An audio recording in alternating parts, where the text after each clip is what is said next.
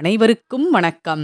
இன்று திருமணத் தடை நீக்கும் அருப்புக்கோட்டை வெங்கடேச பெருமாள் திருக்கோவில் பற்றி தெரிந்து கொள்வோம். திருமணம் என்பது 1000 காலத்து பயிர் என்று சொல்வார்கள். பயிரை விளைவிப்பது போலவே திருமணமும் உரிய காலத்தில் நடந்திட வேண்டும்.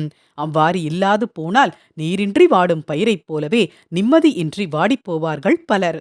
அத்தகைய வாட்டத்தில் இருப்போரின் ஏக்கத்தை போக்கி விரைவில் விவாகம் நடந்திட அருளும் தெய்வத் திருத்தலங்கள் பல உண்டு. அவற்றுள் ஒன்றுதான் அருப்புக்கோட்டையில் அருள்பாலிக்கும் வெங்கடேச பெருமாள் திருக்கோவில்.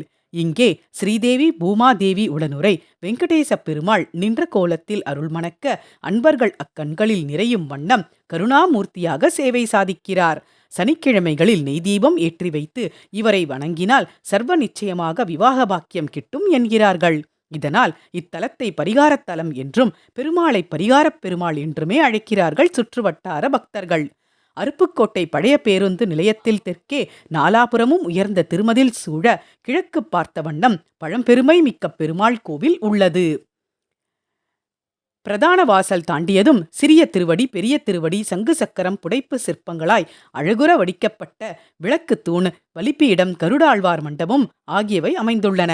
மகா மண்டப வடப்புறம் சொர்க்கவாசலும் தெற்கே நந்தவனத்திற்குச் செல்லும் வகையில் ஒரு வாசலும் உள்ளன. அர்த்த மண்டபத்தில் ஸ்ரீ ராமானுஜர் விக்கிரகம் உள்ளது.